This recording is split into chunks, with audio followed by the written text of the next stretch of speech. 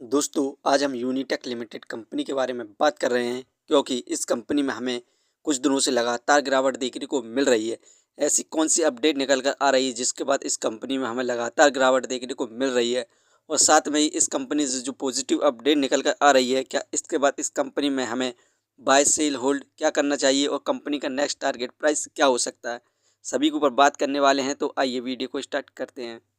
Friends, Unitech limited India की real estate company है, जिस कंपनी का मेजर काम real estate development, construction, property management, hospitality and power transmission का है। इस कंपनी का शेयर प्राइस अभी 4 रुपये 77 पैसे चल रहा है। आज के दिन इस कंपनी में हमें अभी तक 0.83% की गिरावट देखने को मिल रही है। दोस्तों, यूनिटेक लिमिटेड कंपनी का शेयर प्राइस अभी 4 रुपये 99 पैसे चल रहा है। आज के दिन इस कंपनी में हमें 0.81% के रिटर्न्स देखने को मिल रहे हैं। कंपनी का शेयर प्राइस 4 रुपये 95 पैसे पर स्टार्ट हुआ था। वहीं पर एक महीने में इस कंपनी में हमें ज़बरदस्त गिरावट देखने को मिली 14.70% की। एक महीने में इस कंपनी का हाईएस्ट प्राइस 6 रुपये 5 पैसे था। उसके बाद से इस कंपनी में लगातार गिरावट देखने को मिल रही है। इस कंपनी की मेन गिरावट की वजह है, यहाँ पर आप देख सकते हैं आज के दिन भी हमें सेंसेक्स में गिरावट देखने को मिली 769 पॉइंट की।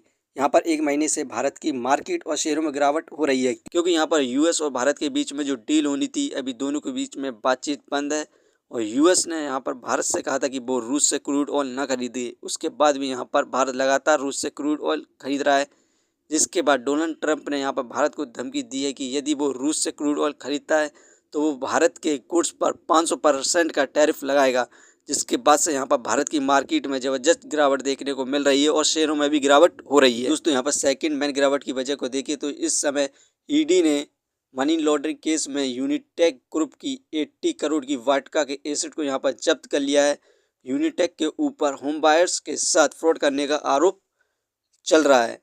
थर्ड, इस कंपनी मेन गिरावट की वजह को देखें तो आप देख सकते हैं सितंबर में फिल फॉरेन इंस्टीट्यूशनल इन्वेस्टर 0.63% थे, जो कि घटकर दिसंबर में मात्र 0.51% बचे हैं। यहाँ पर भारत की मार्केट इस समय गिर रही है, उसी बीच यहाँ पर फॉरेन इन्वेस्टर लगातार इस कंपनी के शेयर को सेल करते जा रहे हैं, जिसके बाद से हमें बड़ी ज़बरदस्त यहाँ पर गिरावट देखने को मिल रही है। अभी फ़िलहाल हमें और ज़्यादा गिरावट देखने को मिल सकती है।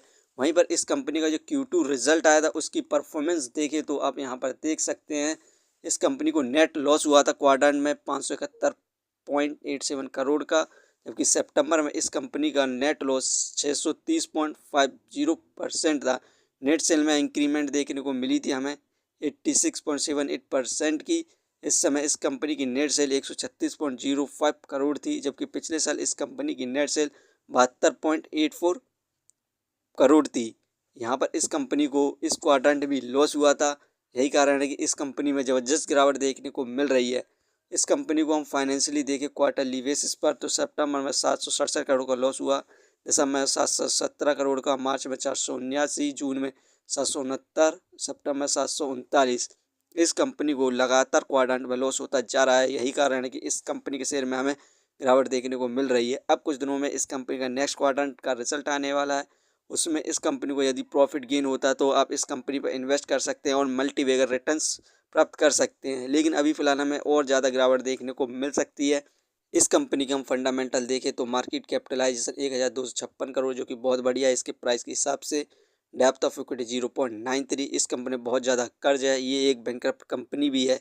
Return of equity 25.59%। ये हमें पर ईयर 26% के रिटर्न्स दे रही, जो काफ़ी अच्छे रिटर्न्स हैं। ये रिटर्न शॉर्ट टर्म में आप भी ले सकते हैं। अर्निंग पर शेयर -10.25 नेगेटिव में चल रहा है। डिविडेंड फिलहाल दे नहीं रही है। Book value -30.64। ये शेयर इस समय बुक वैल्यू से बहुत ज़्यादा महंगे दामों पर मिल रहा है, फेस वैल्यू 2। दोस्तों, ये कंपनी फाइनेंशियली और फंडामेंटली बिल्कुल भी सही नहीं है। यदि आप इस कंपनी में शॉर्ट टर्म के लिए इन्वेस्ट करते हैं तो आपको पता होना चाहिए किस लेवल पर बाय करें, जिससे आप इस कंपनी में प्रॉफिट गेन कर सकें। आप इस कंपनी में वरना बिल्कुल भी इन्वेस्टमेंट ना करें शॉर्ट टर्म और लॉन्ग टर्म के लिए। अभी हमें और ज़्यादा गिरावट देखने को मिल सकती है। यदि आप इस कंपनी में इन्वेस्ट करना चाहते हैं तो वेट करें, Q3 रिजल्ट का, उसमें प्रॉफिट गेन करती है तो आप ज़रूर इस कंपनी में इन्वेस्ट करें और मल्टीबैगर रिटर्न्स प्राप्त करें। ये वीडियो सिर्फ एजुकेशन पर्पस के लिए थी। यदि आप किसी भी कंपनी या स्टॉक्स पर इन्वेस्ट करते हैं तो एक बार अपने फाइनेंशियर्स और एक्सपर्ट की सलाह जरूर लें। कभी भी लोन लेके इन्वेस्टमेंट ना करें। वरना आप भारी मुसीबत में पड़ सकते हैं। कंपनी के बारे में जानकारी सही लगी हो तो अपने चैनल को सब्सक्राइब करें जिसका नाम है स्टॉक एनालिसिस। धन्यवाद।